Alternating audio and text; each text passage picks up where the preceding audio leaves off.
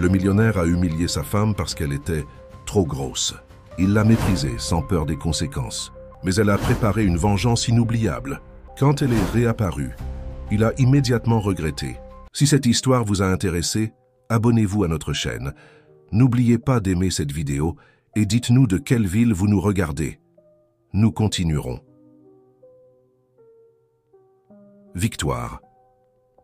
Hiver se tenait devant la baie vitrée de son appartement de luxe, contemplant les lumières scintillantes de Paris. La flûte de champagne en cristal dans sa main captait la lumière, projetant de minuscules arcs-en-ciel sur sa robe de créateur.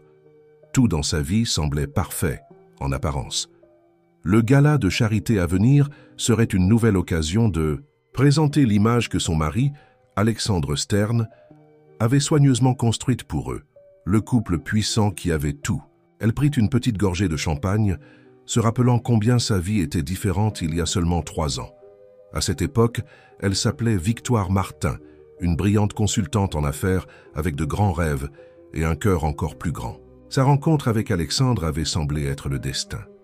Il était tout ce qu'elle pouvait désirer, brillant, charmant et apparemment captivé par son intelligence et sa détermination. Leur histoire d'amour fulgurante s'était conclue par un mariage de conte de fées qui avait fait les gros titres dans les cercles sociaux parisiens. Le bruit de chaussures italiennes en cuir de luxe claquant contre le sol en marbre annonça l'arrivée d'Alexandre avant même qu'il n'apparaisse dans l'embrasure de la porte. « Tu n'es pas encore prête ?» Sa voix portait cette légère intonation tranchante avec laquelle elle s'était familiarisée au cours des derniers mois. « La voiture sera là dans 20 minutes. » Victoire se retourna, rencontrant son regard critique dans le reflet. « J'ai juste besoin de finir mon maquillage et de mettre mes bijoux. » Elle se dirigea vers leur immense salle de bain, sentant son regard la suivre à chaque pas. « Porte le set de diamants que je t'ai acheté le mois dernier, » lui lança-t-il. « Et Victoire ?» Elle s'arrêta à l'entrée. « Essaie de t'en tenir aux salades ce soir. Cette robe semble un peu serrée. » Les mots atteignirent leur cible avec une précision chirurgicale. Mais Victoire maintint son expression composée. Elle avait appris très tôt que montrer sa douleur ne faisait qu'inviter davantage de critiques. Au lieu de cela, elle hocha la tête et disparut dans la salle de bain où elle pouvait laisser tomber son masque pendant un instant. Debout devant le miroir orné, Victoire examina son reflet. La robe vert émeraude épousait parfaitement ses courbes. Elle le savait. La couturière l'avait ajustée la semaine dernière. Mais les commentaires d'Alexandre étaient devenus de plus en plus fréquents, chacun d'eux érodant un peu plus sa confiance, comme l'eau qui érode la pierre. Alors qu'elle appliquait son maquillage avec une précision exercée, l'esprit de Victoire vagabonda vers la prochaine réunion du conseil d'administration de Stern Entreprises. Elle avait aidé à développer la nouvelle stratégie de marketing, consacrant des semaines de recherche et d'idées innovantes à la présentation. Mais hier, Alexandre avait mentionné avec désinvolture qu'il s'en occuperait lui-même. Un nouveau petit rejet dans un schéma grandissant. L'écrin contenant le set de diamants était posé sur le comptoir comme une belle prison. Chaque pièce représentait une autre façon dont Alexandre essayait de la façonner selon son idée de la perfection. Le collier semblait lourd contre sa peau lorsqu'elle l'attacha, les boucles d'oreilles froides contre ses lobes. Quand elle sortit de la salle de bain, Alexandre tapait sur son téléphone, levant à peine les yeux. « La voiture attend. Essaie d'être plus ponctuel la prochaine fois. » Il lui tendit son bras mécaniquement, un geste plus pour la forme que par affection. Le trajet en ascenseur fut silencieux, rempli seulement du doux ronronnement des machines et du léger parfum du cologne coûteux d'Alexandre.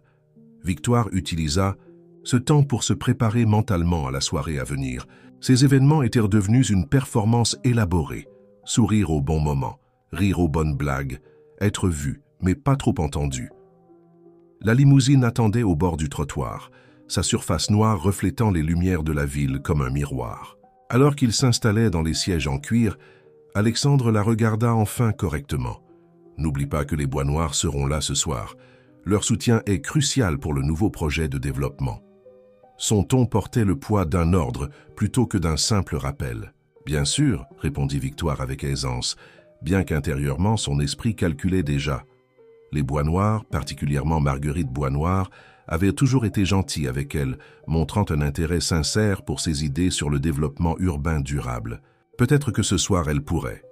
Je m'occuperai de toutes les discussions d'affaires, interrompit Alexandre. Concentre-toi simplement sur le fait d'être charmante. C'est ce pourquoi tu es douée, n'est-ce pas? Les lumières de la ville défilèrent par la fenêtre, tandis que Victoire sentait quelque chose changer en elle. Chaque rejet, chaque pic subtil, chaque façon dont il la poussait en marge de leur vie commune, tout cela s'additionnait, en quelque chose qu'elle n'était pas encore prête à nommer. Mais assise là, dans l'obscurité de la limousine, regardant son mari vérifier son téléphone pour la 100e fois, Victoire ressentit les premiers frémissements d'une révélation. Elle se perdait, morceau par morceau, pour devenir l'idéal de quelqu'un d'autre. La question était, combien perdrait-elle encore avant qu'il ne reste plus rien? Le gala annuel de la Fondation Bois Noir battait son plein. Le grand salon de l'hôtel Crillon, transformé en une vitrine étincelante de l'élite parisienne. Les lustres en cristal déversèrent leur chaude lumière sur la foule rassemblée, leur éclat se reflétant sur les robes de créateurs et les bijoux précieux. Victoire naviguait dans cet espace avec une grâce exercée, son sourire fermement fixé malgré le malaise grandissant dans son estomac. Elle observait Alexandre travailler la salle, son charme poussé à pleine puissance. Il était dans son élément ici, passant d'un groupe à l'autre, chaque conversation valant potentiellement des millions en futures affaires. Victoire avait autrefois fait partie de ces discussions, son acuité commerciale complétant ses compétences en réseautage. Maintenant, elle était reléguée au rôle de bel accessoire. « Victoire, ma chérie !» La voix chaleureuse de Marguerite Bois Noir interrompit ses pensées. L'élégante femme plus âgée s'approcha, un plaisir sincère illuminant ses traits. « Tu es absolument ravissante. Cette couleur te va parfaitement. » « Marguerite, c'est merveilleux de te voir, » répondit Victoire, sentant une partie de sa tension s'atténuer. Marguerite avait toujours été différente des autres épouses de la société, vive, indépendante et n'ayant pas peur de dire ce qu'elle pensait. « Viens, assieds-toi avec moi. » Marguerite fit un geste vers un coin tranquille. « J'ai voulu discuter de tes idées sur les initiatives de logement durable. La présentation que tu m'as envoyée le mois dernier était fascinante. » Le cœur de Victoire fit un bond. Elle avait partagé sa proposition avec Marguerite des semaines auparavant, espérant obtenir du soutien pour un projet qu'Alexandre avait rejeté comme irréaliste. Avant qu'elle ne puisse répondre, cependant, Alexandre se matérialisa à leur côté. « Madame Bois Noir, vous êtes toujours aussi ravissante, » interrompit-il avec élégance, plaçant une main possessive sur la taille de Victoire. « J'espère que ma femme ne vous a pas ennuyé avec des discussions d'affaires lors d'un événement social. » Les yeux de Marguerite se rétrécirent légèrement. « En fait, Alexandre, nous discutions. »« Victoire, ma chérie, » coupa-t-il, sa prise se resserrant imperceptiblement. « Pourquoi n'irais-tu pas nous chercher du champagne? Madame Bois Noir et moi avons quelques sujets à discuter. » Le congédiement était clair. Victoire sentit ses joues brûler alors qu'elle s'excusait, consciente du regard inquiet de Marguerite qui suivait sa retraite. Au bar, elle commanda de l'eau pétillante au lieu de champagne, ayant besoin de garder l'esprit clair. La soirée progressa comme une pièce bien répétée, chaque acte plus étouffant que le précédent. Victoire observait Alexandre commander l'attention, son charisme masquant la nature calculatrice de chaque interaction. Elle remarqua comment il se positionnait subtilement entre elles et toute conversation significative, comment il l'éloignait des connexions potentielles. Le point de rupture survint pendant le dîner. Victoire était engagée dans une discussion animée avec un architecte renommé sur le renouvellement urbain lorsque la voix d'Alexandre résonna clairement à travers la table. « Vous devrez excuser l'enthousiasme de ma femme. Elle a parfois ses petites idées, mais elle apprend encore comment fonctionne notre monde. » La table devint silencieuse. Victoire ressentit la familière piqûre d'humiliation, mais cette fois, quelque chose d'autre surgit avec elle, la colère. Une colère pure et clarifiante qui fit serrer ses doigts autour de son verre d'eau. « En fait, s'entendit-elle dire, sa voix ferme malgré son cœur qui battait la chamade, « j'étudie le développement urbain durable depuis 5 ans. Ma proposition, pour le projet de la rive gauche, permettrait à l'entreprise d'économiser des millions, tout en offrant des solutions de logement abordables. » L'expression d'Alexandre s'assombrit.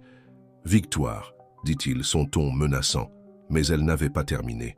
« En fait, Madame Bois Noir et moi discutions plutôt des possibilités de collaboration. Aimerais-tu entendre les détails, chérie ?»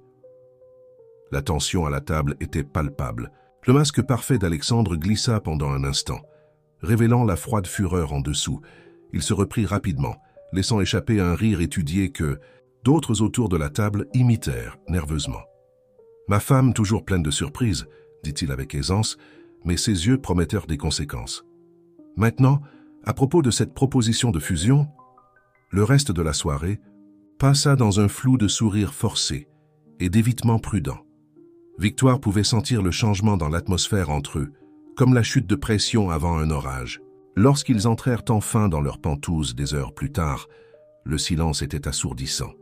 Alexandre desserra sa cravate, ses mouvements délibérés. « Qu'est-ce que tu essayais exactement de prouver ce soir ?»« Je n'essayais pas de prouver quoi que ce soit, » répondit Victoire, retirant ses bijoux d'une main ferme. « J'énonçais simplement des faits. » Des faits, il rit mais sans humour. « Le fait est que tu m'as embarrassé devant nos investisseurs les plus importants. Le fait est que tu as oublié ta place. » « Ma place ?» Les mots restèrent suspendus, dans l'air entre eux lourd d'implication. « Et où exactement est-ce, Alexandre ?» Il s'approcha, sa présence écrasante dans l'espace confiné de leur chambre. « Ta place est où je dis qu'elle est. N'oublie pas qui t'a fait ce que tu es. » Victoire soutint son regard.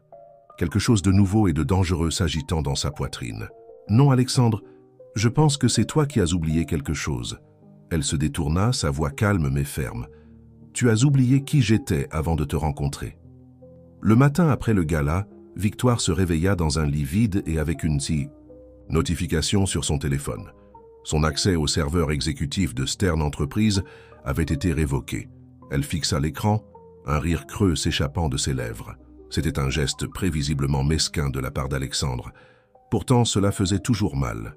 Elle se dirigea vers la cuisine où une enveloppe en papier kraft l'attendait sur le comptoir en marbre. À l'intérieur, elle trouva des documents détaillant sa démission volontaire de son poste de directrice du développement durable. Les papiers étaient déjà datés et signés. La signature d'Alexandre parfaitement contrefaite à côté de l'endroit où la sienne aurait dû être. « Je me suis permis de m'occuper des formalités. » La voix d'Alexandre venait de derrière. Elle, il se tenait dans l'embrasure de la porte, impeccable dans son costume sur mesure, observant sa réaction avec une froide satisfaction. « C'est mieux ainsi. Tu peux te concentrer sur des activités plus appropriées. » Victoire posa les papiers soigneusement, ses doigts effleurant le bord de l'enveloppe. « Et quelles activités seraient-ce, Alexandre? Planifier des dîners? Redécorer le penthouse à nouveau? » Ne sois pas dramatique, Victoire. Nous savons, tous les deux, que tu n'es pas faite pour le monde des affaires. La nuit dernière l'a prouvé. Il se dirigea vers la cafetière, ses mouvements précis et contrôlés. De plus, j'ai une image à maintenir. Ma femme qui fait des scènes lors d'événements sociaux ne correspond pas à cette image. Ton image, répéta doucement Victoire. Tout tourne autour de ton image, n'est-ce pas? La femme parfaite, l'entreprise parfaite, la vie parfaite, tout soigneusement sélectionné par Alexandre Stern. Il fit une pause, sa tasse de café à mi-chemin de ses lèvres. Je t'ai tout donné, un style de vie pour lequel la plupart des femmes tueraient. Pourtant, tu insistes pour être difficile. Victoire se tourna pour lui faire face complètement, quelque chose changeant dans sa poitrine. Tout? Tu m'as tout pris. Ma carrière, mon indépendance, mon respect de moi-même, morceau par morceau, jour après jour. Ne sois pas ridicule, se moqua-t-il. Tu agis comme une enfant qui fait une crise parce qu'elle ne peut plus jouer avec les adultes. Les mots atteignirent leur cible, mais au lieu de se recroqueviller, Victoire sentit un étrange calme l'envahir. Elle marcha jusqu'à la fenêtre, regardant la ville qu'elle avait autrefois rêvé de conquérir. « Te souviens-tu de ce sur quoi je travaillais quand nous nous sommes rencontrés? Un projet de consultation, n'est-ce pas ?» Le ton dédaigneux d'Alexandre montrait clairement combien peu il s'en souciait. Je développais un modèle révolutionnaire de planification urbaine. Quelque chose qui pourrait changer la façon dont les villes abordent le développement durable. Elle se retourna vers lui. Le même modèle que tu as revendiqué comme ta propre idée, 6 mois après notre mariage. L'expression d'Alexandre se durcit. Tu délires. Ce projet a été conceptualisé par notre équipe de développement. Ton équipe de développement? Le rire de Victoire était amer. L'équipe que tu as constituée après avoir vu mes recherches, après que j'ai tout partagé avec toi, croyant que nous étions partenaires. Elle se dirigea vers l'îlot de la cuisine, sortant son ordinateur portable personnel. C'est intéressant, en fait. J'ai gardé toutes mes notes originales. Les horodatage, les communications avec les investisseurs potentiels, y compris Marguerite Boisnoir. La tasse d'Alexandre claqua contre la soucoupe. « Tu as parlé à Marguerite dans mon dos ?» Elle m'a contacté il y a des mois, en fait. Il semble qu'elle se souvienne de nos discussions d'avant le mariage, avant que tu ne convainques tout le monde que c'était ton innovation brillante. Le silence qui suivit fut assourdissant. La façade parfaitement maintenue d'Alexandre se fissura juste légèrement, révélant le calcul derrière ses yeux. « Qu'est-ce que tu insinues exactement, Victoire ?»« Je n'insinue rien, » répondit-elle calmement. « J'énonce simplement des faits. N'est-ce pas ce que tu me dis toujours de faire? M'en tenir aux faits. » Il s'avança vers elle, sa présence destinée à intimider. « Tu joues à un jeu dangereux. Rappelle-toi à qui tu as affaire. »« Oh, je m'en souviens parfaitement. » Victoire soutint son regard fermement. « La question est, te souviens-tu de qui je suis, qui j'étais avant que tu ne commences à essayer de m'effacer ?» Le rire d'Alexandre était froid. « Et qui étais-tu ?»« Exactement. Une consultante de niveau intermédiaire avec des délires de grandeur. Je t'ai rendu quelqu'un. Tout ce que tu es est grâce à moi. » Victoire ferma son ordinateur portable avec un léger clic. « Non, Alexandre, tout ce que je suis est malgré toi. Et c'est ce qui te terrifie, n'est-ce pas? Le fait que tu n'aies pas pu tout à fait me briser, pas tout à fait me transformer en un autre trophée dans ta collection. » Sa main s'abattit sur le comptoir, faisant tressauter les tasses de café. « Assez, tu veux jouer? Bien, voyons comment tu t'en sors sans accès à nos comptes, sans tes précieuses connexions sociales, sans tout ce que je t'ai donné. » Victoire prit son ordinateur portable, un étrange sentiment de libération la submergeant. « Tu ne comprends toujours pas, n'est-ce pas? Tu ne peux pas prendre ce qui est vraiment à moi. Mon esprit, ma détermination, ma dignité, cela n'a jamais été à toi de les contrôler. » Elle se dirigea vers la chambre, sa voix portant par-dessus son épaule. « Tu devrais appeler ton avocat, Alexandre. J'ai le sentiment que tu vas en avoir besoin. » Victoire était assise dans le bureau privé de Marguerite Boisnoir, ses mains enroulées autour d'une tasse de thé Earl Grey. Le penthouse de la femme plus âgée offrait une vue différente de Paris, une qui ressemblait moins à une cage dorée et plus à un poste d'observation à partir duquel planifier son prochain mouvement. « Ma chère, » dit Marguerite, posant sa propre tasse, « j'attendais cette conversation depuis un certain temps. Bien que je doive admettre, je ne m'attendais pas à ce qu'elle se produise tout à fait comme ça. » Victoire sourit ironiquement. « Moi non plus. Mais Alexandre a fait son mouvement ce matin. Démission forcée, compte gelé, le grand jeu. » Les yeux de Marguerite se rétrécirent. « Il a toujours manqué de subtilité quand il se sentait menacé. Dis-moi, a-t-il réalisé ce que tu as rassemblé pendant tout ce temps? » Non. Victoire sortit une petite clé USB de son sac. Il est trop convaincu de sa propre supériorité pour imaginer que je pourrais être une menace. Même maintenant, il pense probablement que c'est juste une crise qui passera. Marguerite prit la clé, la tournant dans ses mains manucurées. Et ceci contient tout? La documentation originale du projet, la preuve du vol de propriété intellectuelle. Ça et plus encore, confirma Victoire. Chaque transaction douteuse, chaque rapport manipulé, chaque cas d'espionnage industriel, tout est là. J'étais peut-être un faire-valoir lors de ces soirées, mais je faisais attention. Le sourire de la femme plus âgée était tranchant comme un rasoir. « Oh ma chère, tu n'as jamais été qu'un faire-valoir. C'était la première erreur d'Alexandre, te sous-estimer. » Victoire se pencha en arrière dans son fauteuil, se sentant plus elle-même qu'elle ne l'avait été depuis des mois. Il n'est pas le seul à avoir commis cette erreur. Le conseil d'administration, les investisseurs, même la presse, tous ont adhéré à son récit. Pauvre petite Victoire, la femme trophée qui avait besoin d'être gérée. Et maintenant, incita Marguerite, ses yeux brillants de quelque chose comme de l'approbation. Maintenant, ils vont apprendre ce qui arrive quand on pousse une femme trop loin. La voix de Victoire était calme, mais il y avait de l'acier sous la surface.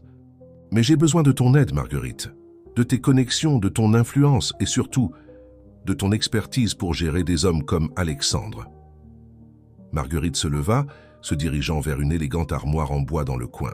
Elle revint avec un épais dossier, le plaçant à côté de la clé USB. « J'ai compilé ma propre documentation. Les relations d'Alexandre avec la Fondation Boisnoir n'ont pas toujours été éthique. Disons simplement que nous avons un intérêt mutuel à le voir faire face aux conséquences. Victoire haussa un sourcil. Tu avais planifié cela? Disons que je me préparais à cette possibilité, sourit Marguerite. Les femmes comme nous, Victoire, nous devons être prêtes pour quand des hommes comme Alexandre montrent leur vrai visage. Maintenant, parle-moi. Ça de tes prochaines étapes. Victoire sortit son ordinateur portable, ouvrant une feuille de calcul détaillée. D'abord, nous devons sécuriser ma position. Alexandre pense qu'il peut m'isoler, me couper de tout ce que nous avons construit ensemble. Mais il a oublié la société écran que nous avons créée pour le projet de Singapour.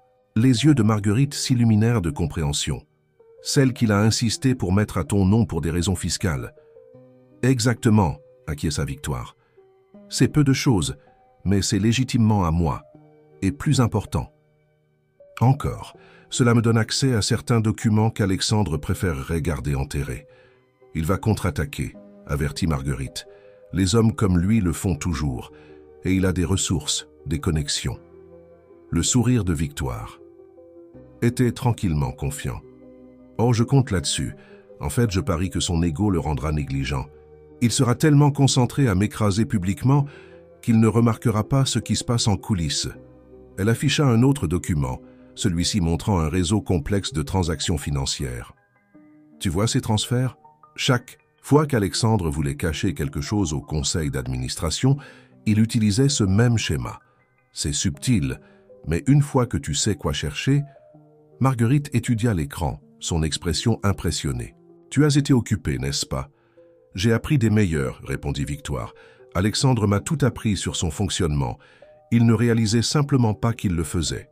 Chaque fois qu'il me mettait de côté, chaque fois qu'il me faisait observer depuis les ombres, il me montrait exactement comment fonctionne son empire. Et plus important encore, comment il peut tomber. » Les deux femmes passèrent les heures suivantes à planifier, leur thé refroidissant tandis qu'elles élaboraient une stratégie qui ébranlerait les fondements du monde soigneusement construit d'Alexandre. Alors que le soleil commençait à se coucher, projetant de longues ombres à travers le bureau, Marguerite posa une dernière question. « Es-tu prête pour ce qui vient ensuite? Une fois que nous commençons, il n'y a pas de retour. » En arrière. Victoire se tenait près de la fenêtre, regardant les lumières de la ville commencer à scintiller. La femme reflétée dans la vitre n'était pas la même que celle qui avait marché vers l'hôtel avec Alexandre Stern. Elle était plus forte maintenant, plus affûtée et absolument certaine de son chemin. « Je ne suis pas seulement prête, Marguerite. J'attends cela avec impatience. Alexandre voulait m'effacer de son histoire. Maintenant, je vais lui montrer que j'écris la mienne. » Victoire était assise dans son appartement nouvellement loué à Belleville, bien loin du penthouse de luxe qu'elle avait quitté. L'espace était petit mais fonctionnel, avec des fenêtres du sol au plafond qui offraient une vue sur la ligne d'horizon parisienne. Un rappel constant de ce pourquoi elle se battait. L'écran de son ordinateur portable brillait dans la faible lumière du soir, affichant le dernier courriel de sa nouvelle avocate, Claire Dumont. Le message confirmait ce que Victoire avait déjà soupçonné. Alexandre agissait agressivement pour l'isoler financièrement et professionnellement. Il avait contacté tous les grands cabinets de Paris, répandant des histoires soigneusement élaborées sur son instabilité émotionnelle et sa conduite non professionnelle. Du Alexandre classique attaquait sa crédibilité avant qu'elle ne puisse contester la sienne. Un coup à la porte interrompit ses pensées.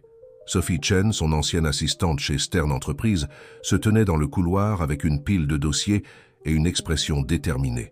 « J'ai tout ce que tu as demandé », dit Sophie, plaçant les dossiers sur le bureau improvisé de Victoire. « Et quelque chose en plus. Tu ne croiras pas ce que j'ai trouvé dans les archives. » Victoire fit signe à Sophie de s'asseoir. La jeune femme avait été une alliée inattendue, l'une des rares à avoir vu à travers la façade soignée d'Alexandre. « Dis-moi. Tu te souviens de ce projet de logement durable à Belleville, celui qu'Alexandre a arrêté l'année dernière ?» Sophie sortit un dossier particulier, ses yeux brillants de découverte. Il ne l'a pas simplement annulé. Il a vendu le terrain à une société écran, qu'il a ensuite vendu à une autre. Société écran qui ensuite... « Laisse-moi deviner, » interrompit Victoire, a fini par revenir dans le portefeuille de Stern Entreprises à 3 fois le prix. Sophie acquiesça. Mais voici la partie intéressante. La vente finale a eu lieu exactement 2 jours après. qu'il ait annoncé le nouveau projet de développement de luxe au conseil d'administration, le même projet qu'il utilise pour courtiser les investisseurs européens. Victoire ressentit une montée familière de colère, mais cette fois, elle était concentrée, intentionnelle. Il a fabriqué une crise pour faire monter la valeur des propriétés. Un jeu classique de gentrification, mais totalement illégal si quelqu'un fait le lien. Ce qui est exactement ce que nous faisons. Sophie sourit, étalant plus de documents. J'ai suivi des schémas similaires à travers tous ces grands projets de développement. Une fois que tu sais quoi chercher, c'est comme suivre des miettes de pain. Victoire étudia les papiers, son esprit courant avec des possibilités. C'est bien, Sophie, vraiment bien. Mais nous avons besoin de plus. Je m'en occupe déjà. Sophie sortit sa tablette affichant un calendrier. La conférence annuelle des développeurs est le mois prochain à Lyon. Alexandre y assiste toujours. C'est là qu'il conclut ses plus gros contrats. Et qu'il montre ses dernières conquêtes, ajouta Victoire, se souvenant de l'événement de l'année précédente où elle avait été paradée comme un pur sang primé. Il amènera Juliette Normand. Sophie leva brusquement les yeux. La nouvelle directrice financière, celle qu'il a embauchée juste après avoir forcé ma démission, confirma Victoire. Jeune, ambitieuse et complètement sous son emprise. Ou du moins, c'est ce qu'il pense. Un lent sourire s'étendit sur le visage de Victoire alors qu'elle ouvrait son téléphone, faisant défiler jusqu'à un contact particulier. « Dis-moi, Sophie, aimerais-tu assister à une conférence à Lyon ?» Au cours des heures suivantes, elles élaborèrent leur stratégie. Sophie continuerait à rassembler des preuves de l'intérieur de Stern Entreprises, tandis que Victoire travaillerait à construire son propre réseau. La conférence serait leur premier mouvement majeur, mais pas de la façon dont Alexandre s'y attendrait. La clé, expliqua Victoire, esquissant une chronologie, est de lui faire croire qu'il gagne. Chaque fois qu'il me bloque d'une réunion, chaque fois qu'il répand une autre rumeur, il se sentira plus en sécurité, plus invincible. Et c'est à ce moment-là qu'il fera des erreurs, conclut Sophie, la compréhension se faisant jour. Dans ses yeux. Exactement. Victoire se leva, marchant vers sa fenêtre. La ligne d'horizon parisienne scintillait au loin, chaque lumière représentant un allié ou un ennemi potentiel. Mais d'abord, j'ai besoin de devenir quelqu'un d'autre. Quelqu'un qu'il ne reconnaîtra pas avant qu'il ne soit trop tard. Le lendemain matin trouva Victoire dans un salon haut de gamme à Saint-Germain, regardant ses vagues Auburn signatures se transformer en un style blond platine élégant. La femme dans le miroir semblait sophistiquée, acérée et totalement différente de l'ancienne épouse d'Alexandre Stern. De là, elle visita une boutique recommandée par Marguerite, travaillant avec une styliste pour créer une nouvelle garde-robe. Disparues étaient les pièces douces et féminines qu'Alexandre avait préférées. À leur place, elle choisit des tailleurs puissants dans des couleurs profondes, chacun une déclaration subtile d'autorité. Son dernier arrêt était une salle de sport privé à Oberkampf où un ancien entraîneur militaire nommé Marc l'attendait. « Madame Boisnoir m'a expliqué ce que vous cherchez, » dit-il, l'évaluant avec un détachement professionnel. « Ce ne sera pas facile. » Victoire soutint son regard fermement. Rien de valable ne l'est jamais. L'entraînement commença immédiatement. Une combinaison épuisante de musculation, d'arts martiaux et d'endurance. Chaque muscle criait en protestation, mais Victoire persévéra, canalisant sa colère et sa douleur dans chaque mouvement. Votre langage corporel raconte une histoire, expliqua Marc pendant une courte pause. En ce moment, vous vous tenez encore comme quelqu'un à qui on a appris à prendre moins de place. Nous allons changer cela. Des heures plus tard, épuisée mais exaltée, Victoire retourna à son appartement. Alors qu'elle s'enfonçait dans un bain chaud, son téléphone vibra avec une alerte d'actualité. Alexandre Stern venait d'être présenté dans Les Échos, discutant de l'engagement de Stern Entreprises pour un développement urbain éthique. Victoire lut l'article attentivement, notant chaque mensonge soigneusement élaboré, chaque demi-vérité polie. Il y a 3 mois, cela l'aurait fait se sentir impuissante, vaincue. Maintenant, cela ne faisait que renforcer sa détermination. Elle ouvrit son ordinateur portable, ajoutant l'article à un dossier croissant de preuves. Puis elle commença à taper un courriel à Marguerite. Tout est en mouvement. Il est temps. Pour la phase 2. La conférence des développeurs de Lyon battait son plein, le grand salon du Sofitel bruissant de décideurs et de négociateurs. Victoire observait depuis un coin discret, presque méconnaissable dans sa nouvelle persona. Ses cheveux blonds. Platine était tirée en arrière dans un style sévère, son tailleur noir en contraste, frappant avec les robes de cocktail colorées qu'elle portait autrefois à ces événements. Elle regardait Alexandre faire son entrée, Juliette Normand, à son bras. La nouvelle directrice financière portait une robe que Victoire reconnaissait, une qu'Alexandre avait probablement suggéré qu'elle achète, tout comme il le faisait autrefois avec Victoire. Le même sourire étudié, les mêmes mouvements soigneusement orchestrés. C'était comme regarder un replay de son propre passé. Cible acquise. La voix de Sophie résonna dans l'oreillette de Victoire. Son ancienne assistante était positionnée près du bar, équipée d'un matériel d'enregistrement de pointe déguisé en bijoux ordinaires. Normand fait déjà le tour avec les investisseurs européens. Victoire sirotait son eau minérale, surveillant la salle. Reste près d'elle. Alexandre la laissera seule à un moment donné. Il le fait toujours quand il veut conclure ses véritables accords. En effet, dans l'heure qui suivit, Alexandre s'excusa auprès de Juliette, se dirigeant vers un groupe d'investisseurs moyen-orientaux dans le coin. Victoire donna un signal subtil et leur plan se mit en action. Sophie accidentellement heurta Juliette, renversant sa boisson. Dans les excuses et le nettoyage qui s'ensuivirent, elle réussit à glisser un petit mot dans le sac à main de la directrice financière. Victoire observa Juliette le découvrir plus tard, son visage pâlissant légèrement en lisant le message. 20 minutes plus tard, Juliette Normand s'éclipsa de la salle principale, se dirigeant vers les toilettes. Des dames au niveau mezzanine. Victoire la suivit, chronométrant parfaitement son entrée. Juliette se tenait devant le miroir, sa façade composée montrant des fissures autour des bords. Elle sursauta quand Victoire émergea d'une cabine. « Soirée difficile ?» demanda Victoire, avec désinvolture, se dirigeant pour se laver les mains. Juliette essaya de maintenir son sourire professionnel. « Excusez-moi, est-ce que je vous connais ?»« Non. » Victoire sécha lentement ses mains. « Mais je vous connais. Plus important encore, je sais ce pourquoi Alexandre Stern vous utilise réellement. » La couleur quitta le visage de Juliette. « Je ne sais pas de quoi vous parlez. » « Les comptes offshore ?» Victoire haussa un sourcil. « La comptabilité créative qu'on vous a demandé de superviser ? Les documents qu'il vous a fait signer sans examen approprié ?» Les mains de Juliette agrippèrent, le comptoir en marbre. « Comment savez-vous ?»« Parce que j'étais vous. » Victoire se tourna pour lui faire face complètement. « Nom différent, année différente, mais la même histoire. Laissez-moi deviner. Il a déjà commencé à faire de petits commentaires sur votre apparence, suggérant ce que vous devriez porter. Comment vous devriez agir. » La reconnaissance vacilla dans les yeux de Juliette. « Vous êtes elle, Victoire Stern. »« Victoire Hiver maintenant, » corrigea-t-elle. « Et je suis ici pour vous offrir un choix. » « Un choix ?»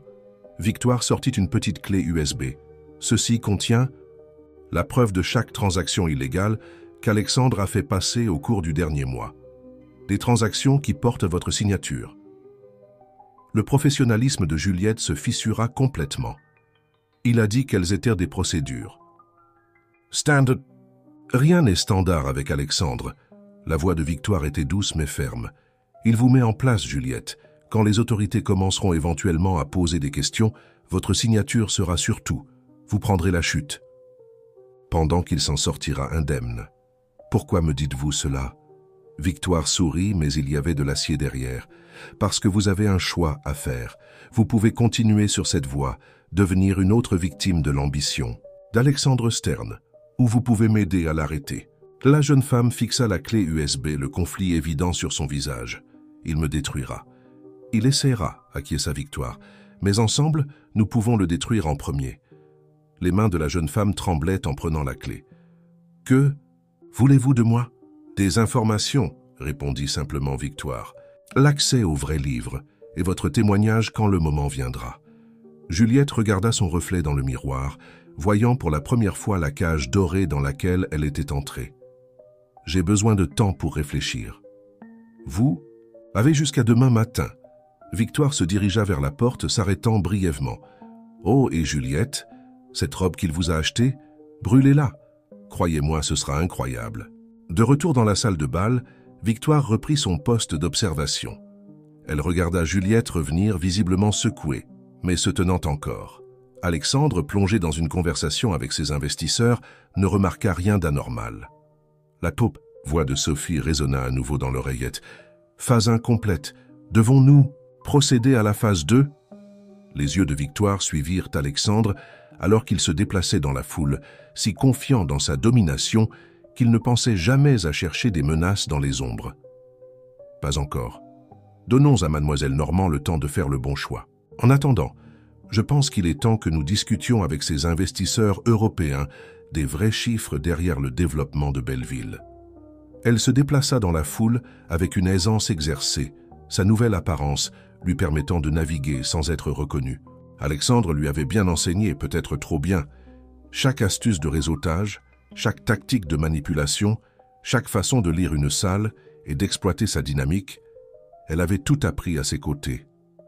Maintenant, elle utiliserait ces mêmes compétences pour démanteler son empire, pièce par pièce soigneusement construite. L'ironie l'aurait fait rire si les enjeux n'étaient pas si élevés. Son téléphone vibra avec un message de Marguerite. Réunion du conseil avancée à la semaine prochaine. Il devient nerveux.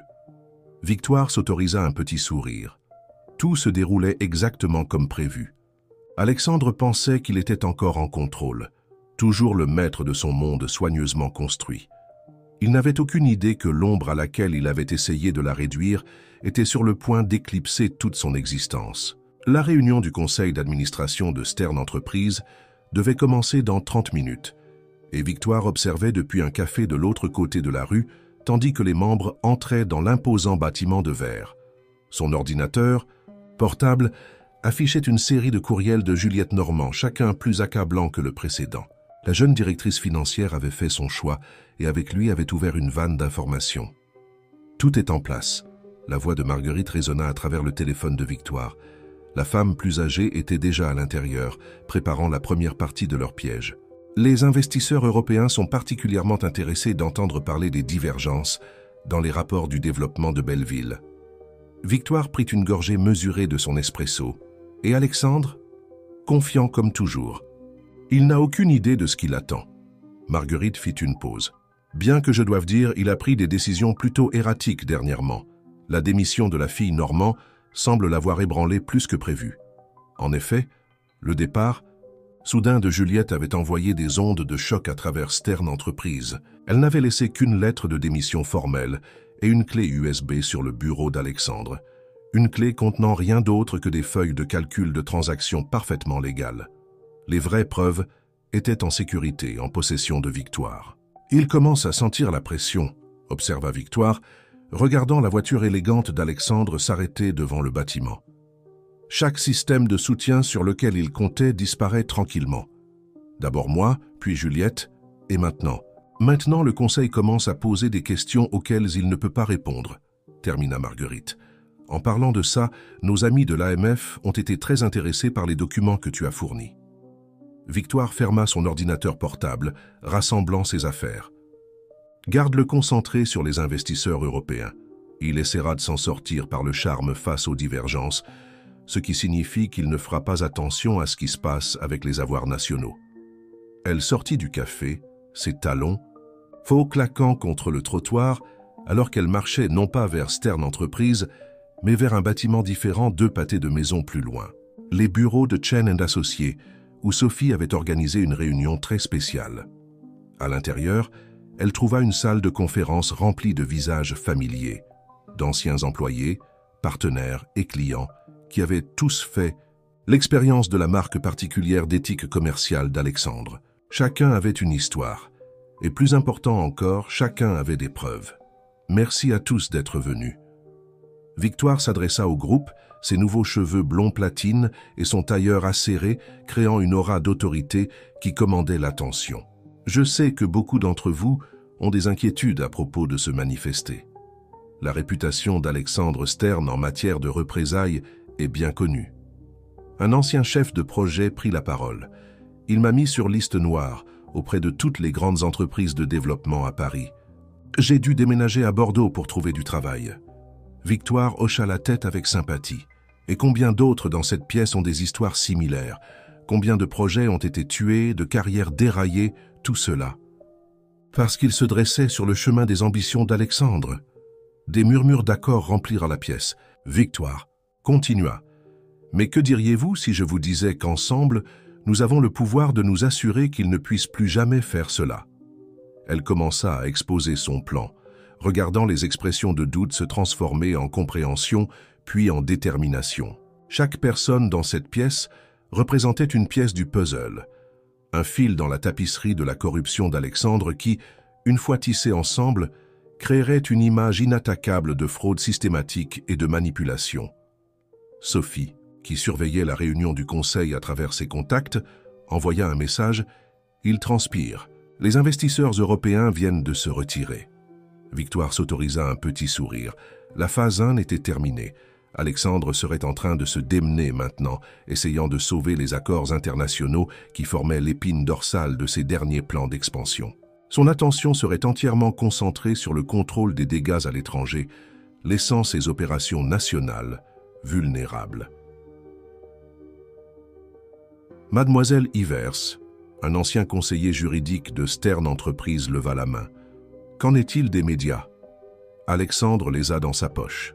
Les avait dans sa poche, corrigea Victoire, affichant une série de courriels sur l'écran de la salle de conférence. Voici Carmen Rodriguez, journaliste d'investigation pour Les Échos. Elle travaille sur un article sur la corruption dans le développement urbain depuis des mois. Tout ce dont elle avait besoin, c'était des sources prêtes à témoigner officiellement. La salle bourdonnait d'énergie nerveuse. Aller public signifiait qu'il n'y avait pas de retour en arrière. Victoire comprenait leur peur. Elle avait vécu assez longtemps sous l'ombre d'Alexandre pour en connaître le poids. « Je ne vous demande pas de prendre ce risque seul », les rassura-t-elle. « Chaque personne dans cette pièce a un rôle à jouer et chaque rôle est protégé. L'équipe juridique de Marguerite Boisnoir a préparé des accords de protection individuelle pour chacun d'entre vous. » Comme sur un signal, des assistants commencèrent à distribuer d'épais dossiers contenant des documents juridiques. Victoire continua. À l'intérieur, vous trouverez des plans détaillés sur la façon dont votre témoignage sera utilisé, quelles protections sont en place, et plus importante encore, comment nous nous assurerons qu'Alexandre ne puisse jamais exercer de représailles. Un par un, ils commencèrent à lire, à comprendre, à voir la pleine portée de ce que Victoire avait construit. Il ne s'agissait pas seulement de vengeance, il s'agissait de démantèlement systématique d'un empire corrompu, pièce par pièce soigneusement documenté. Son téléphone vibra à nouveau. Un autre message de Sophie. Réunion du Conseil dans le chaos. Alexandre vient d'essayer de blâmer le retrait européen sur l'instabilité du marché. Thomas des Finances l'a contredit. Ça devient moche. Victoire rassembla ses affaires, se préparant à partir. Les graines s'étaient plantées. Il était maintenant temps pour la phase suivante. Alors qu'elle atteignait la porte, l'ancien chef de projet l'interpella. « Pourquoi faites-vous cela ? Vraiment ?» Elle fit une pause, considérant la question. « Parce que parfois, la seule façon de réparer un système brisé est de le déchirer et de construire quelque chose de meilleur à sa place. Alexandre m'a enseigné cela, juste pas de la façon dont il l'avait prévu. » Alors qu'elle sortait, dans le soleil de l'après-midi, Victoire pouvait voir le bâtiment de Stern Entreprises se profilant au loin. Alexandre était là-haut en ce moment, luttant pour maintenir son monde ensemble, ne réalisant pas que la vraie bataille n'avait même pas commencé. Le grand titre éclata exactement à 6 heures du matin, heure de Paris. Stern Entreprises. Sous enquête. Des lanceurs d'alerte révèlent un schéma de fraude. L'article de Carmen Rodriguez dans Les Échos était un chef-d'œuvre de journalisme d'investigation, exposant un schéma dévastateur de corruption, de manipulation et de malversation financière. Victoire regardait depuis son appartement de Belleville comment l'histoire se répandait comme une traînée de poudre à travers les réseaux d'information financière. L'image soigneusement cultivée d'Alexandre se défaisait en temps réel, et ses tactiques habituelles de contrôle des dégâts s'avéraient inefficaces face au volume des preuves et des témoignages. Son téléphone n'avait pas cessé de vibrer depuis l'aube. Le message de Marguerite était triomphant. Il a convoqué une réunion d'urgence du Conseil. Ils exigent des réponses qu'il ne peut pas donner. La mise à jour de Sophie suivit. La sécurité escorte des personnes hors du bâtiment. L'informatique verrouille tous les serveurs. Chaos total. Mais c'était le message de Juliette Normand qui confirmait vraiment leur succès. Il a essayé d'accéder aux comptes offshore. Ils sont gelés. Il sait. Victoire se dirigea vers sa fenêtre, regardant le soleil se lever sur Paris. La ville se réveillait à une réalité très différente de celle qu'elle avait connue hier. Les actions de Stern Entreprises étaient déjà en chute dans les transactions avant l'ouverture du marché et les ondes de choc commençaient seulement à se propager. Un coup à sa porte révéla Marguerite impeccable malgré l'heure matinale. « J'ai pensé que tu voudrais regarder ceci ensemble », dit-elle, tenant une tablette diffusant BFM TV. Elles s'installèrent sur le canapé de Victoire alors qu'Alexandre apparaissait à l'écran, tentant de faire du contrôle des dégâts devant le siège de Stern Entreprises. Disparue était sa confiance habituelle, remplacée par une rage à peine contenue, tandis que les journalistes criaient des questions. « Monsieur Stern, avez-vous sciemment falsifié des documents liés au projet de développement de Belleville? Est-il vrai que Stern Entreprises a utilisé des sociétés écrans pour manipuler les valeurs immobilières? Que dites-vous aux anciens employés qui se sont manifestés? » Les réponses d'Alexandre étaient des déflexions classiques. Ces allégations sont complètement infondées, des employés mécontents, une chasse aux sorcières politiques. Mais sa façade polie se fissurait à chaque question. Il fait des erreurs, observa Marguerite, mettant la diffusion en pause. Regarde son langage corporel. Il est défensif, agressif, pas l'image de leadership contrôlé qu'il projette habituellement. Victoire, acquiesça. Le Conseil le remarquera aussi. Le pouvoir d'Alexandre a toujours découlé de sa capacité à maintenir un contrôle parfait de son image, de son récit, de son empire. Une fois que cela commence à glisser, tout s'écroule. Termina Marguerite. Elle sortit un dossier de sa mallette. En parlant de ça, l'AMF a officiellement lancé une enquête formelle. Ils sont particulièrement intéressés par ces comptes offshore que Juliette nous a aidés à traquer. Les heures suivantes passèrent dans un tourbillon de mises à jour, d'actualités, d'appels téléphoniques et de mouvements stratégiques. Victoire coordonnait avec leur équipe juridique, s'assurant que chaque lanceur d'alerte était correctement protégé. Sophie surveillait les communications internes chez Stern Entreprises, signalant une vague croissante de démissions alors que les employés se précipitaient pour se distancer du scandale. En après-midi, l'action avait chuté de 30%, déclenchant des arrêts de négociation. Des clients majeurs annonçaient publiquement leur retrait des projets de Stern. L'empire qu'Alexandre avait construit montrait des fissures dans ses fondations, et tout le monde se bousculait pour échapper à l'effondrement. Victoire, appela Marguerite depuis la cuisine où elle était au téléphone. « Tu dois voir ça. » Elle tendit son téléphone affichant un courriel d'une de leurs sources à l'intérieur du département juridique de Stern Entreprises. Alexandre venait de convoquer une réunion d'urgence avec ses avocats personnels. Le sujet? Actifs cachés et stratégie de fuite.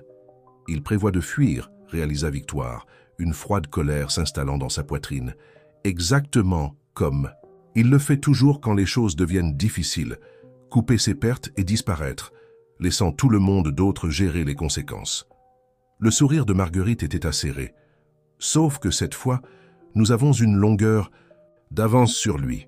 Victoire ouvrit son ordinateur portable, affichant une série de documents qu'elles avaient préparés exactement pour ce scénario. Combien de temps jusqu'à la réunion du conseil? 2 heures, Marguerite consulta sa montre. Ils votent pour décider s'ils le suspendent en attendant l'enquête. Parfait. Victoire commença à taper rapidement. Il est temps de leur montrer exactement où leur PDG prévoyait de s'enfuir avec leur argent. Les preuves qu'elles avaient compilées étaient accablantes.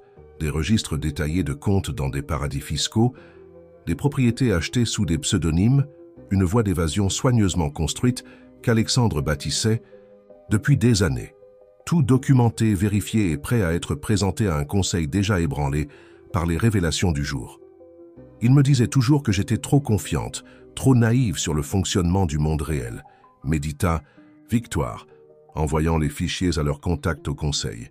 Il n'a jamais réalisé que ma plus grande force était d'amener les gens à me confier leurs secrets, y compris les siens. Marguerite serra son épaule avec soutien. La différence est que tu as gagné cette confiance. Lui ne savait que à l'exploiter.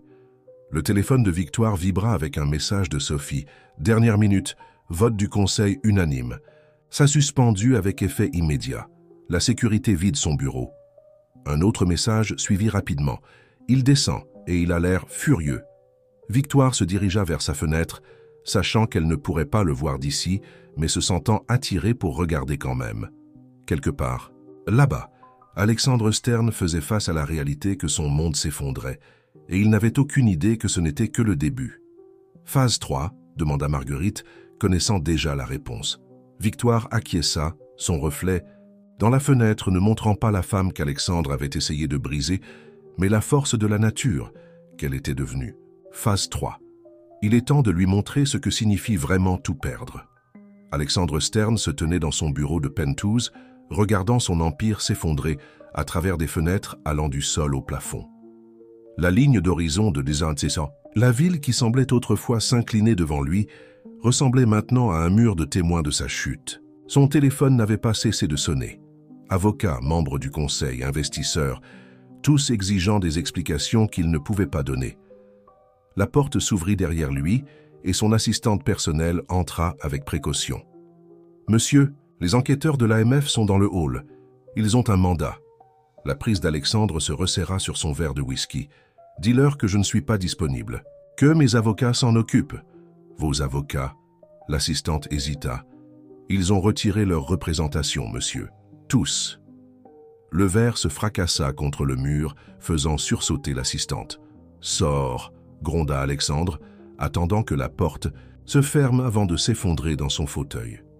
Son écran d'ordinateur affichait un flux sans fin de désastres. Cours des actions en chute libre, grands titres clamant le scandale, médias sociaux explosant avec des démolitions joyeuses de son caractère. Mais c'était le courriel de sa banque offshore qui envoya vraiment de la glace dans ses veines. Ses comptes d'urgence, ceux que personne n'était censé connaître, avaient été gelés. Chaque plan de secours, chaque voie d'évasion qu'il avait soigneusement construite au fil des ans, était soudainement bloquée. Son téléphone vibra avec un message d'un numéro inconnu. Comment se sent-on quand on perd tout? Alexandre se figea, un soupçon soudain s'imposant à lui. Le démantèlement systématique de son empire, le ciblage précis de ses vulnérabilités, la connaissance intime de ses plans de secours. Tout pointait vers quelqu'un qui le connaissait intimement. « Victoire » murmura-t-il, le nom ayant un goût de poison sur sa langue. Comme invoqué par sa réalisation, son écran d'ordinateur vacilla et une demande d'appel vidéo apparut. Le nom affiché indiquait simplement « VH ». D'une main tremblante, il accepta l'appel. Le visage qui apparut n'était pas la Victoire dont il se souvenait. Disparue était la femme douce et incertaine qu'il avait épousée. À sa place se trouvait quelqu'un d'autre entièrement, quelqu'un dont les cheveux blonds platine et les traits acérés rayonnaient d'une froide autorité. « Bonjour Alexandre ». La voix de Victoire était calme, presque plaisante. « Journée difficile. Toi, grogna-t-il se penchant vers l'écran, c'est toi qui as fait ça. Fais quoi exactement ?»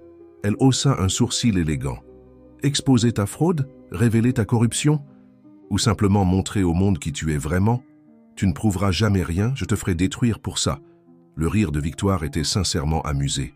« Oh, Alexandre, toujours si confiant, même quand tu te tiens dans les ruines, de ta propre création. Tu devrais vraiment vérifier tes courriels plus attentivement. » Son ordinateur sonna avec un nouveau message. En l'ouvrant, il découvrit des dizaines de documents, des registres détaillés de chaque transaction illégale, chaque affaire manipulée, chaque cas de fraude qu'il avait commis au fil des ans. Tout méticuleusement documenté, tout traçable jusqu'à lui. « Comment » souffla-t-il, faisant défiler les preuves de sa propre destruction. « Tu m'as bien enseigné » répondit Victoire. « Toutes ces années à me mettre de côté, à me faire observer depuis les ombres, j'ai tout vu. Chaque astuce, chaque stratagème, chaque faiblesse dans ta façade, soigneusement construite. » Le visage d'Alexandre se tordit de rage. « Je t'ai créé. Tu n'étais rien avant moi. » « Non. » La voix de Victoire durcit. « Tu as essayé de me défaire, mais à la place, tu m'as donné le plan de ta destruction. Chaque personne que tu as blessée, chaque vie que tu as ruinée, elles attendaient tout ce moment. Pensais-tu vraiment que Juliette était la seule à garder des traces ?» la mention de son ancienne directrice financière fit glacer le sang d'Alexandre. « Juliette, elle travaillait pour toi ?» « Ils travaillaient tous pour moi, Alexandre. Ton assistante, tes avocats, même ton barman préféré au club. C'est étonnant ce que les gens partagent quand ils ont été blessés par le grand Alexandre Stern. » Il tendit la main vers son téléphone, désespéré d'appeler quelqu'un, n'importe qui pourrait l'aider. Mais les prochaines paroles de Victoire le figèrent. « Ne te donne pas la peine d'appeler tes amis aux îles Caïmans, ou en Suisse, ou à Singapour.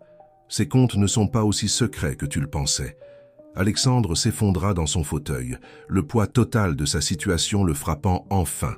« Que veux-tu » Victoire se pencha en avant, son expression presque compatissante. « Vouloir ? Oh Alexandre, tu ne comprends toujours pas. Ce n'est pas une négociation. Ce n'est même pas une vengeance. C'est la justice. » Elle jeta un coup d'œil à quelque chose hors écran, puis sourit. « Tu devrais allumer les informations. Je crois qu'ils sont sur le point d'annoncer des découvertes intéressantes sur les dons caritatifs de la Fondation Stern. » Comme pour confirmer, son téléphone explosa de notifications. Un autre scandale, un autre clou dans son cercueil. Alexandre regarda à nouveau l'écran, voyant son propre reflet dans le sourire froid de Victoire. « Tu sais quelle est la meilleure partie ?» continua-t-elle sur le ton de la conversation. « J'ai tout appris de toi. L'art de démonter quelqu'un, pièce par pièce, de le faire regarder pendant que tout ce qu'il a construit s'effondre autour de lui. Tu étais un professeur si minutieux, Alexandre. » Il ouvrit la bouche pour répondre, mais une agitation à l'extérieur de son bureau attira son attention. Des voix, des pas, le son inconfondable de l'autorité arrivant pour réclamer son dû. « Ce serait l'AMF, » nota Victoire calmement. « Essaie d'être coopératif. Ça paraîtra mieux pour ton éventuel arrangement de plaidoyer. » La porte s'ouvrit brusquement, révélant des agents fédéraux avec des mandats de perquisition. Alexandre entendit à peine leurs paroles, son attention fixée sur le dernier message de Victoire. « Au revoir, Alexandre. Merci de m'avoir montré exactement qui je ne voulais pas être. » L'écran devint noir, laissant Alexandre Stern faire face aux conséquences de ses actes, comprenant enfin ce que signifiait être vraiment impuissant. 1 an plus tard, Victoire se tenait à un podium dans le grand salon de l'hôtel Crillon, s'adressant à une salle pleine de visages attentifs. L'occasion était le lancement de la Fondation Hiver, sa nouvelle organisation dédiée au soutien des survivants d'abus financiers et émotionnels dans le monde des affaires. « Quand j'ai commencé ce voyage, » commença-t-elle, sa voix portant clairement à travers la salle comble, « je pensais que je me battais pour la vengeance. Ce que j'ai découvert, c'est que je me battais pour quelque chose de bien plus important, la chance de transformer la douleur en objectif. » L'audience incluait des visages familiers, Marguerite Boisnoir au premier rang, Sophie Chen servant maintenant comme directrice des opérations de la Fondation, Juliette Normand dirigeant leur programme d'alphabétisation financière. Mais il y avait aussi de nouveaux visages, des dizaines de femmes et d'hommes qui avaient trouvé le courage de se manifester avec leurs propres histoires d'abus et de manipulation en entreprise. La Fondation Hiver ne concerne pas seulement la fourniture de soutien juridique ou de ressources financières, poursuivit Victoire. Il s'agit de créer une communauté où les survivants savent qu'ils ne sont pas seuls, où leurs expériences peuvent devenir des tremplins vers l'autonomisation plutôt que des obstacles au succès. Elle fit un geste vers les écrans derrière elle, qui affichaient les statistiques impressionnantes de la première année de la Fondation. Plus de 200 cas soutenus, des dizaines de situations d'abus en entreprise exposées et un programme de recherche novateur étudiant les modèles de coercition financière dans le monde des affaires. Mais peut-être notre réalisation la plus importante, la voix de Victoire s'adoucit avec fierté, a été le programme Passerelle. Les écrans passèrent à montrer des images de l'initiative phare de la Fondation, un système de soutien complet qui fournissait tout, de l'hébergement temporaire à la formation professionnelle, de l'aide juridique au soutien psychologique. C'était le programme que Victoire aurait souhaité voir exister quand elle avait commencé son propre parcours de rétablissement. Après la présentation, Victoire se déplaça dans la foule, acceptant les félicitations et discutant de futurs partenariats. La femme qui avait autrefois été reléguée en marge de tels événements en était maintenant la pièce maîtresse, mais pas pour son apparence ou ses connexions, pour sa vision et son leadership. Marguerite la trouva près de la fontaine à champagne, un sourire entendu sur son visage. Il détesterait ça, tu sais, te voir transformer sa chute en quelque chose de positif. Victoire sirotait son eau pétillante, pensant à Alexandre. Son procès s'était conclu des mois auparavant, aboutissant à une longue peine pour fraude financière et corruption. L'homme qui avait autrefois dominé le monde des affaires parisien n'était plus qu'une autre mise en garde. « C'est exactement pourquoi c'est parfait », répondit Victoire. « Il pensait m'apprendre à être petite, contrôlable. Au lieu de cela, il m'a appris à être imparable. » Sophie approcha, tablette en main. « Le Monde veut une interview sur les plans d'expansion de la Fondation et le bureau du sénateur a appelé. Ils sont intéressés par ton avis sur la nouvelle législation de responsabilité des entreprises. » Victoire acquiesça, réfléchissant déjà aux possibilités. Le succès de la Fondation lui avait donné une plateforme qu'elle n'avait jamais attendue, mais qu'elle était déterminée à utiliser sagement. « Mademoiselle Hiver ?» Une jeune femme s'approcha avec hésitation. « Je voulais juste vous remercier. Votre histoire, ce que vous avez construit ici, cela m'a donné le courage de quitter ma propre situation. » Victoire prit les mains de la femme dans les siennes, voyant dans ses yeux le même mélange de peur et de détermination qu'elle avait autrefois ressenti. « Comment t'appelles-tu »« Rebecca. »« Eh bien, Rebecca, » Victoire sourit chaleureusement. « Bienvenue à ton nouveau départ. Sophie, ici présente, va te mettre en contact avec notre équipe du programme Passerelle. » Alors que Sophie emmenait Rebecca, Marguerite toucha le bras de Victoire. « Tu sais, quand nous avons d'abord planifié ta vengeance contre Alexandre, je n'ai jamais imaginé que cela mènerait à ceci. » Victoire observait la salle pleine de personnes, toutes liées par leurs expériences partagées et leur détermination à créer du changement. « Moi non plus, mais c'est ça toucher le fond. On peut soit y rester, soit l'utiliser comme fondation pour construire quelque chose de nouveau. » La soirée continua, remplie de connexions établies et de plans forgés. Victoire navigua à travers tout cela avec une grâce qui venait non pas d'essayer d'être parfaite, mais d'être authentiquement elle-même. Plus tard, debout sur la terrasse de l'hôtel sous les étoiles, Victoire réfléchit à quel point elle était venue de loin. La femme qu'Alexandre avait essayé de diminuer n'avait pas seulement survécu, elle avait transformé ses outils d'oppression en instruments d'autonomisation. Son téléphone vibra avec un message d'un vieux contact. « Les actifs restants de Stern Entreprises sont mis aux enchères la semaine prochaine. Je pensais que tu voudrais savoir. » Victoire sourit, archivant le message sans répondre. Ce chapitre de sa vie était clos. Elle avait construit quelque chose de bien plus précieux que l'empire d'Alexandre. Elle avait construit un héritage d'espoir. La ligne d'horizon parisienne scintillait devant elle, non plus un rappel de ce qu'elle avait perdu, mais un témoignage de ce qu'elle avait gagné. En essayant de la briser, Alexandre l'avait sans le savoir libérée. Et dans cette liberté, elle avait découvert son véritable objectif. Une douce brise transportait les sons des rires et des conversations depuis la salle de bal. Ces gens étaient là-dedans, des survivants, des combattants, des reconstructeurs. Ils n'étaient pas définis par leur traumatisme passé, mais par leur potentiel futur. Victoire. Hiver redressa ses épaules et se tourna vers la lumière et la chaleur de la salle de bal. Elle avait du travail à faire. 18 mois après, le lancement de la Fondation Hiver, Victoire se retrouva à marcher à travers le chantier de construction de ce qui serait bientôt leur premier centre de soutien dédié. Le bâtiment de 5 étages dans le centre de Belleville était en train d'être transformé d'un entrepôt abandonné en un phare d'espoir. Un endroit où les survivants d'abus en entreprise pourraient trouver tout, de l'hébergement temporaire au conseil de carrière sous un même toit. « Les panneaux solaires seront installés la semaine prochaine », expliqua Sophie, pointant vers le toit où des travailleurs préparèrent la surface. « Et l'espace de jardin communautaire au 4e étage est presque prêt pour la plantation. » Victoire acquiesça avec approbation, se souvenant comment ce projet avait commencé comme une simple idée lors d'une session de planification tardive. Maintenant, il devenait réalité, financé entièrement par des investisseurs légitimes qui croyaient en leur mission. « Mademoiselle Hiver ?» Une voix familière appela derrière elle. Rebecca, la jeune femme de l'événement de lancement de la Fondation, se précipita pour les rattraper. Elle semblait différente maintenant, confiante, déterminée, son tailleur d'affaires bien loin de la personne incertaine qui avait approché Victoire cette nuit-là. L'entrepreneur a besoin de votre approbation sur l'agencement des bureaux d'aide juridique, dit Rebecca, marchant à leur côté. En tant que chef de projet pour le nouveau centre, elle avait trouvé sa vocation en aidant d'autres personnes à naviguer dans leur propre parcours vers le rétablissement. Elles passèrent l'heure suivante à examiner des plans et à prendre des décisions, chaque choix guidé par leur expérience collective de ce dont les survivants avaient vraiment besoin.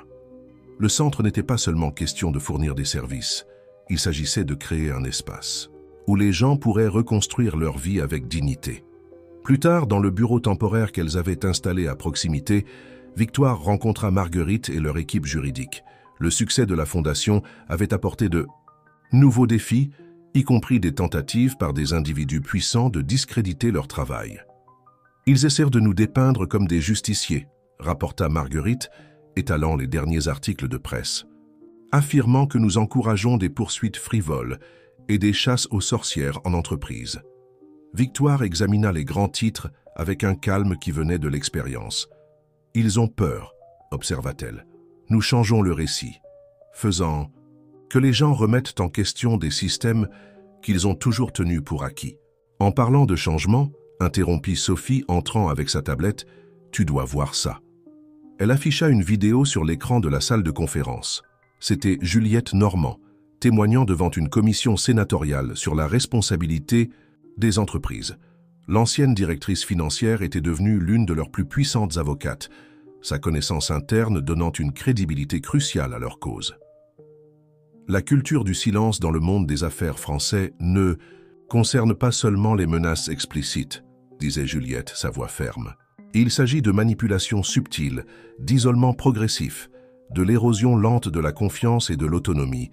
Je le sais parce que je l'ai vécu, et je le sais parce que j'ai vu cela arriver à d'autres. Victoire ressentit une montée de fierté. Juliette était venue si loin de la femme effrayée dans ses toilettes d'hôtel à Lyon. Maintenant, elle aidait à rédiger une nouvelle législation pour protéger d'autres personnes des tactiques mêmes qui avaient autrefois été utilisées contre elle. La réunion fut interrompue par un coup à la porte. Un jeune homme entra serrant nerveusement un dossier. « Mademoiselle Hivers, je suis désolé d'interrompre, mais j'ai besoin de votre aide. » Son histoire se déversa d'un coup. Un brillant ingénieur logiciel qui avait découvert que son entreprise utilisait son code à des fins contraires à l'éthique. Quand il avait soulevé des préoccupations, les représailles avaient été rapides et dévastatrices. Maintenant, il faisait face à des menaces juridiques et à une mise sur liste noire professionnelle. Victoire écouta attentivement, posant des questions précises qui révélaient les modèles qu'elle avait appris à si bien reconnaître. Quand il eut terminé, elle échangea des regards avec Marguerite, qui prenait déjà des notes. « Comment vous appelez-vous » demanda doucement. « Victoire. David Chen. »« Eh bien, David, » elle sourit de façon rassurante, « vous êtes venu au bon endroit. Sophie, peux-tu l'installer avec notre équipe d'accueil ?» Alors que Sophie conduisait David dehors, Victoire se retourna vers la fenêtre surplombant le chantier de construction. Le soleil se couchait, projetant de longues ombres à travers le bâtiment en évolution. « Tu penses à lui, n'est-ce pas » demanda tranquillement Marguerite. Victoire savait qu'elle parlait d'Alexandre. « Parfois, » admit-elle. « Pas à lui spécifiquement, mais à combien d'autres comme lui sont là dehors, construisant leurs empires sur des esprits brisés et des rêves volés. Et c'est exactement pourquoi ce travail est si important, » lui rappela Marguerite. « Chaque personne que nous aidons, chaque histoire que nous mettons en lumière, rend plus difficile pour le prochain Alexandre Stern de réussir. » Le téléphone de Victoire vibra avec un message d'un de leurs partenaires internationaux. Le modèle de la fondation était en train d'être adopté dans d'autres pays, se répandant comme des ondulations dans un étang.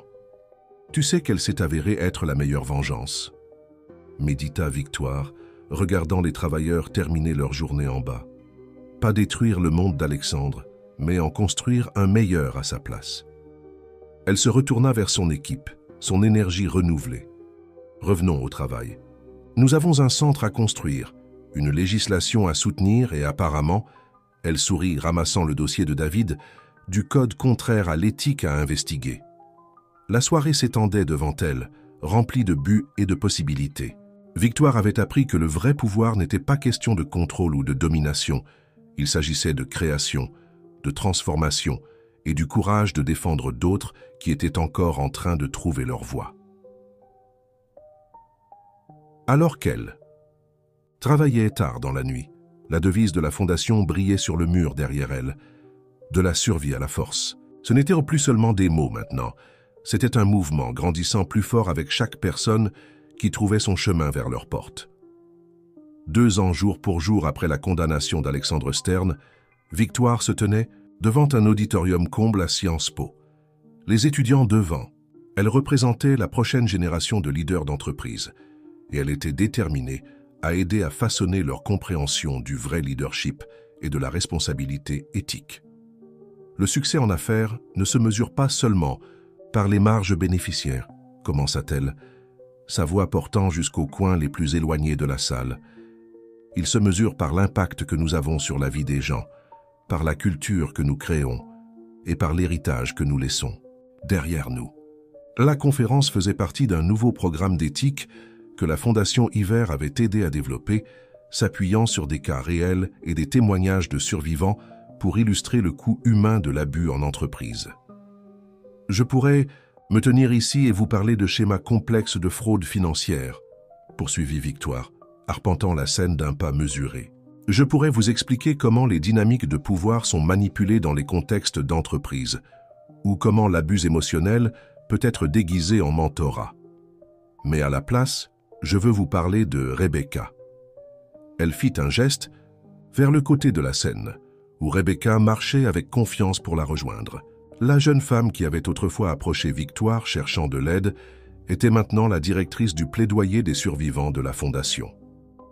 Il y a 2 ans, commença Rebecca, je travaillais dans une entreprise prestigieuse, vivant ce que je pensais être mon rêve. Mon patron était charismatique, réussi, tout ce à quoi j'aspirais.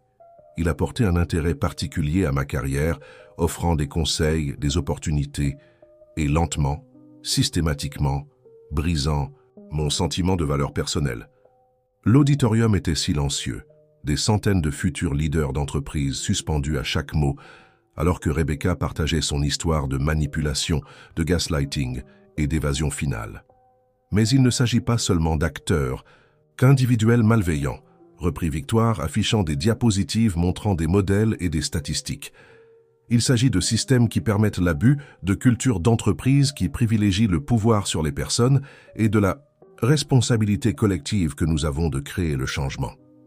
Après la conférence, Victoire et Rebecca rencontrèrent un groupe d'étudiants qui étaient restés, désireux d'en apprendre davantage sur le travail de la Fondation. Parmi eux se trouvait une jeune femme dont les questions portaient un poids de compréhension personnelle. Comment quelqu'un sait-il quand il est dans cette situation ? Demanda-t-elle avec hésitation. Quand les lignes entre le mentorat et la manipulation commencent à se brouiller. Victoire reconnut le regard dans ses yeux. Elle l'avait vu dans son propre miroir des années auparavant. Pourquoi ne poursuivrions-nous pas cette conversation dans mon bureau? Le centre local de la Fondation est à seulement quelques pâtés de maison. Plus tard ce soir-là, Victoire était assise dans son bureau au centre de soutien nouvellement achevé, examinant les candidatures pour leur programme de bourse élargi. La Fondation offrait maintenant un soutien éducatif aux survivants, cherchant à reconstruire leur carrière, s'assurant que les contraintes financières ne les forceraient pas à retourner dans des situations toxiques. Sophie frappa à sa porte, une énergie excitée rayonnant de sa présence. L'appel conférence mondiale vient de se terminer. Tokyo et Londres sont officiellement à bord. Ils ouvriront leur propre centre l'année prochaine. Victoire sourit, se rappelant comment leur modèle avait commencé à se répandre internationalement après une série de cas d'abus en entreprise très médiatisés en Asie et en Europe. Comment avancent les programmes de formation? En avance sur le calendrier, répondit Sophie, affichant des détails sur sa tablette. L'équipe de Juliette a adapté le programme pour différents contextes culturels et le réseau juridique international de Marguerite fournit un soutien localisé. Elles furent interrompues par un autre coup. Rebecca entra avec une jeune femme, l'étudiante de la conférence qui avait posé des questions sur les lignes floues. Mademoiselle Hivers. Émilie ici pourrait utiliser quelques conseils. Le regard significatif de Rebecca dit à Victoire tout ce qu'elle avait besoin de savoir. Bien sûr, Victoire fit un geste vers les fauteuils confortables dans son bureau. « Sophie, peux-tu t'assurer que l'équipe d'accueil est disponible ?» Alors que Sophie et Rebecca partaient, Victoire tourna toute son attention vers Émilie. Elle reconnut les signes, l'agitation nerveuse, la façon dont elle vérifiait constamment son téléphone, l'apparence professionnelle soigneusement élaborée qui ressemblait plus à une armure qu'à des vêtements. « Parlez-moi de votre mentor », dit doucement Victoire, regardant la compréhension poindre dans les yeux d'Émilie alors qu'elle nommait enfin ce qui lui arrivait. Des heures plus tard, après qu'Émilie ait été mise en contact avec leur service de soutien, Victoire se tenait à la fenêtre de son bureau. Les lumières de la ville scintillaient, contre le ciel s'assombrissant, chacune représentant une histoire, une possibilité, une vie qui pourrait être changée. Son téléphone vibra avec une alerte d'actualité. Un autre géant de l'entreprise faisait face à des accusations d'abus systématiques et de manipulation. Mais contrairement à il y a des années, quand de telles histoires étaient souvent enterrées ou rejetées, celles-ci étaient prises au sérieux. La culture évoluait, la conscience grandissait, et les survivants trouvèrent leur voie. Sur son bureau se trouvait une copie encadrée de leur première réussite, le titre annonçant la condamnation d'Alexandre Stern. Elle la gardait non pas comme un trophée de vengeance, mais comme un rappel du chemin parcouru et de celui qu'il restait encore à parcourir. Un message de Marguerite apparut. « Je viens de voir les chiffres de la dernière enquête. Les signalements d'abus en milieu de travail ont augmenté de 60%, mais les incidents réels sont en baisse. Nous faisons une différence. » Victoire sourit, rassemblant ses affaires pour la journée. Demain apporterait de nouveaux défis, de nouvelles histoires, de nouvelles opportunités de créer du changement. Mais ce soir, elle ressentait la satisfaction de savoir que des cendres de sa propre douleur, quelque chose de vraiment significatif avait grandi. Le centre de soutien bourdonnait d'activités même à cette heure tardive. Sessions de thérapie de groupe, consultations juridiques, ateliers de carrière. Chaque personne ici faisait partie d'une histoire plus large de transformation et de renouveau.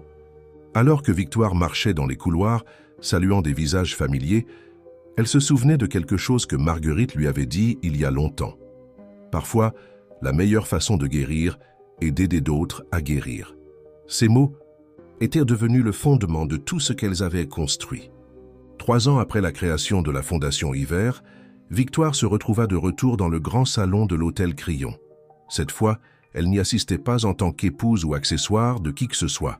Elle était honorée du prix d'impact global pour la réforme révolutionnaire des entreprises. La salle bourdonnait d'énergie, remplie de visages à la fois familiers et nouveaux. Au premier rang était assise son équipe principale, Marguerite, dont le mentorat avait été inestimable, Sophie, qui était passée d'assistante à puissante, dirigeante de plein droit, Juliette, dont le témoignage avait aidé à changer des lois, et Rebecca, dont la transformation de survivante à leader inspirait d'innombrables autres. Quand nous parlons de changer la culture d'entreprise, commença Victoire son discours d'acceptation, nous parlons vraiment de changer la façon dont le pouvoir est compris et exercé dans notre société.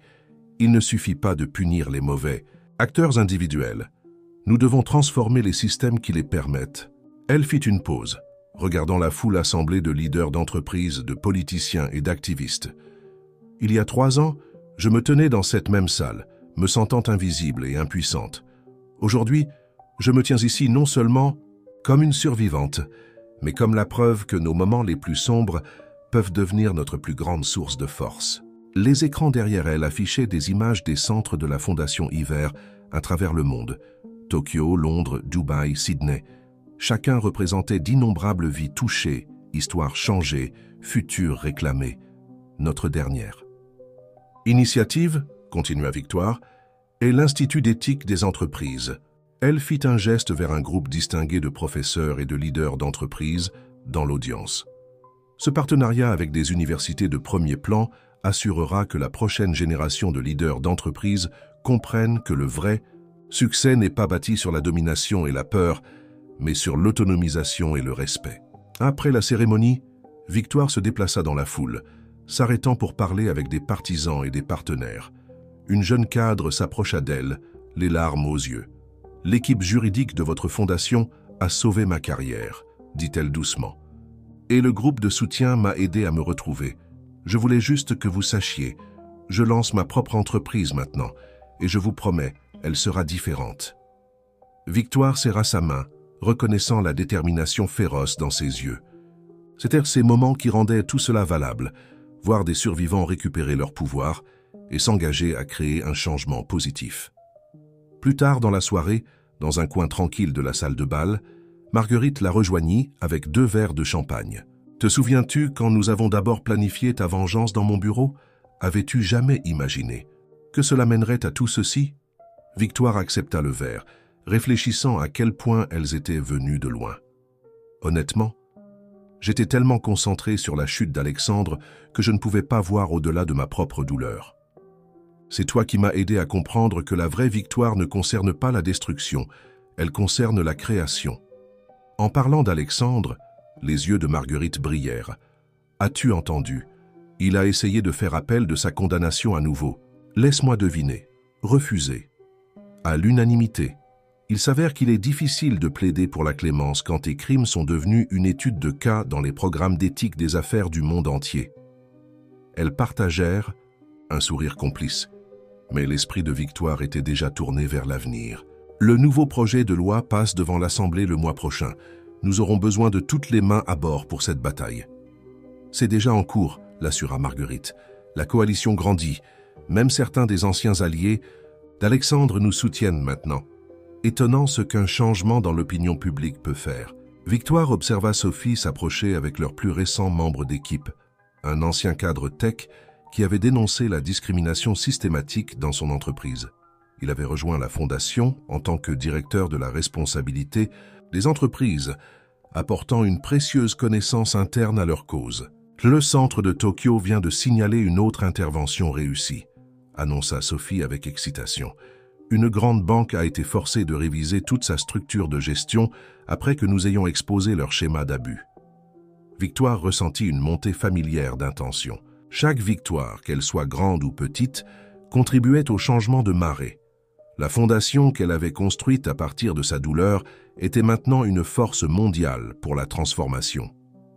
Une notification illumina son téléphone. Un autre survivant cherchant de l'aide via leur plateforme en ligne sécurisée. Même pendant les célébrations, le travail ne s'arrêtait jamais. Mais Victoire n'aurait pas voulu qu'il en soit autrement. « Mademoiselle Hiver ?» Rebecca apparut à son coude. « L'équipe documentaire est prête pour votre interview quand vous l'êtes. »« Ah oui, le documentaire. Un grand service de streaming produisait une série sur l'abus en entreprise et la réforme, présentant le travail de la Fondation comme une force centrale pour le changement. C'était un autre outil dans leur arsenal, une autre façon d'atteindre ceux qui avaient besoin d'entendre qu'ils n'étaient pas seuls. » Alors que Victoire s'excusait pour se diriger vers l'interview, elle aperçut son reflet dans l'un des miroirs ornés de la salle de bal. La femme qui lui rendait son regard ne ressemblait que peu à celle qui s'était tenue dans cette salle, se sentant petite et impuissante. Cette femme tirait sa force non pas de la colère ou de la vengeance, mais de la profonde compréhension que le vrai pouvoir réside dans l'élévation des autres. L'équipe du documentaire attendait dans un petit salon adjacent à la salle de bal. Alors que les caméras commençaient à tourner, l'intervieweuse posa sa première question. « Que diriez-vous à quelqu'un qui est actuellement piégé dans une situation d'abus en entreprise ?» Victoire se pencha en avant, parlant non seulement à la caméra mais à chaque personne qui se retrouverait un jour à lutter pour récupérer son pouvoir. « Vous n'êtes pas seul. Votre histoire compte, et plus importante encore, ce n'est pas la fin de votre histoire, c'est juste le début de votre transformation. » 5 ans jour pour jour, après avoir quitté son ancienne vie, Victoire Ivers se tenait dans l'atrium nouvellement achevé du siège mondial de la Fondation Hiver. L'imposante structure de verre s'élevait du cœur de Paris, son design innovant témoignant des principes pour lesquels elle s'était tant battue: transparence, accessibilité et pouvoir de transformation. Le bâtiment lui-même racontait une histoire. Construit sur le site de ce qui était autrefois le siège principal de Stern Entreprises, il représentait la reconstruction littérale et métaphorique de quelque chose de meilleur à partir des ruines de la corruption. Là où l'empire d'Alexandre avait été bâti sur les secrets et la peur, ce nouveau phare représentait l'espoir et l'autonomisation. Le symbolisme n'échappe à personne. commenta Marguerite, rejoignant Victoire près de la fontaine centrale. La fontaine, conçue par une survivante devenue artiste, représentait le voyage de la turbulence à la clarté. Bien que je doute qu'Alexandre l'apprécie depuis sa résidence actuelle, Victoire sourit légèrement. Elle pensait rarement à son ex-mari maintenant, sauf comme un rappel de jusqu'où elle était venue. Ses tentatives de maintenir le contrôle même depuis derrière les barreaux avaient finalement échoué, le laissant s'estomper dans l'insignifiance, tandis que le mouvement qu'il avait involontairement déclenché continuait de croître. L'atrium se remplissait de personnes, survivants, défenseurs, supporters et partenaires du monde entier. Ils s'étaient rassemblés pour la célébration du 5e anniversaire de la Fondation, mais plus importante encore, pour le lancement de leur initiative la plus ambitieuse à ce jour. Sophie s'approcha avec les derniers chiffres sur sa tablette. Le réseau de soutien global est officiellement en ligne. Nous avons déjà eu des enregistrements de 23 pays. Victoire acquiesça, ressentant une montée de fierté.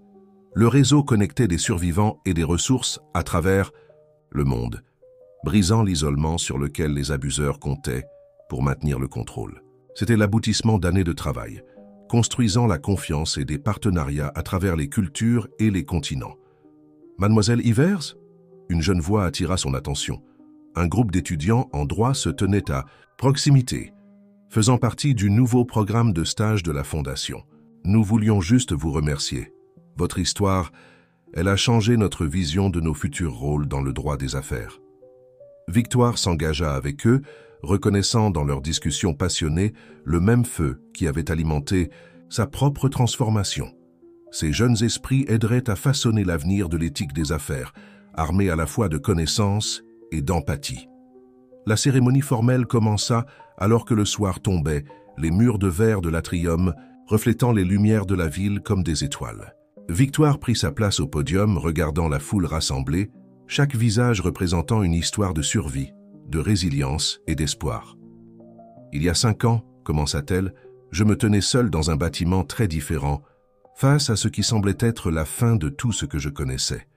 Aujourd'hui, je me tiens ici entouré de preuves que les fins peuvent devenir des débuts, que la douleur peut devenir un objectif et que l'histoire d'une personne peut déclencher une révolution mondiale. » Elle fit un geste vers les différentes sections de l'atrium, chacune dédiée à un aspect différent de leur travail.